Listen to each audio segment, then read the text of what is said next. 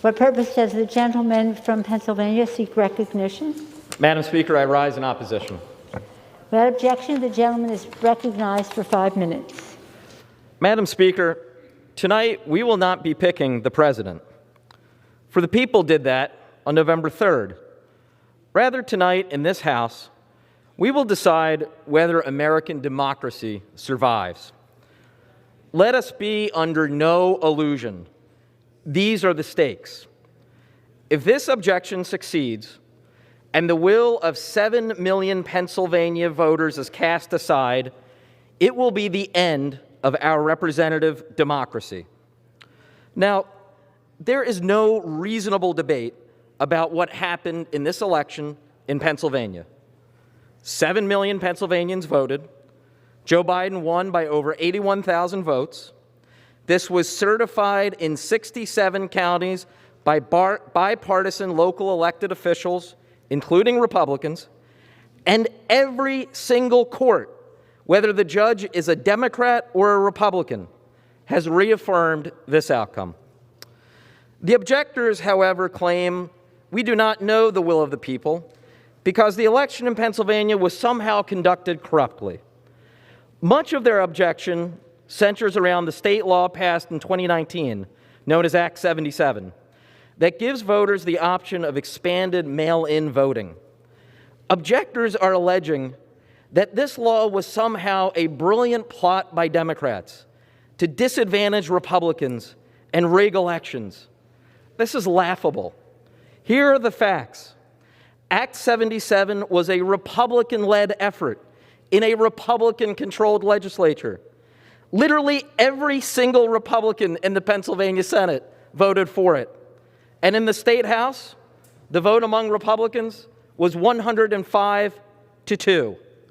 Here is what the Republican Speaker of the Pennsylvania House had to say about Act 77. Quote, "This bill does not benefit one party or the other, or any one candidate or single election. It serves to preserve the integrity of every election and lift the voice of every voter in the Commonwealth." So there is no question as to the facts surrounding this election. They are as clear as they are overwhelming. The only question that remains is this: will this House reaffirm our fidelity to our democracy, or will we end it? I must concede, Madam Speaker, I have been naive about one subject. I always just assumed our democracy would naturally endure, almost as if it was predestined. I never even questioned it until the last several years. 2 centuries ago, one of our founding fathers cautioned against this notion. John Adams wrote, "Remember, democracy never lasts long. It soon wastes, exhausts, and murders itself. There was never a democracy yet that did not commit suicide." I now realize the wisdom of his words. Never again will I take for granted our democracy. It must be jealously defended by every generation, always.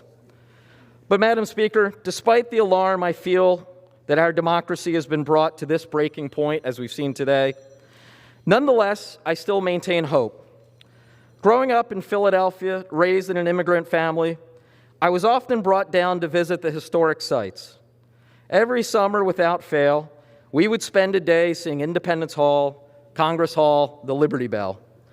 It was at Independence Hall where our nation was declared free and our Constitution born. At the Constitutional Convention, the oldest and most widely accomplished delegate was Benjamin Franklin, one of our greatest founding fathers and my city's greatest citizen.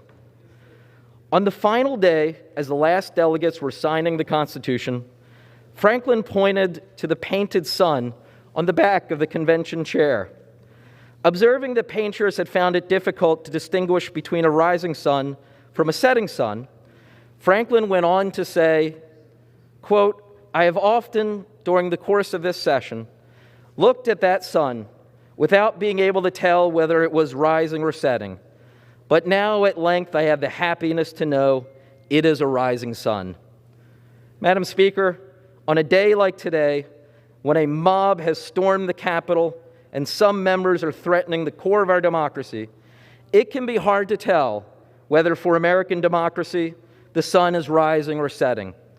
But I maintain my faith that tonight, by an overwhelming bipartisan majority in Congress, we will uphold the will of we the people, and our democracy will live. I yield back. Gentleman's time has expired. Beautiful.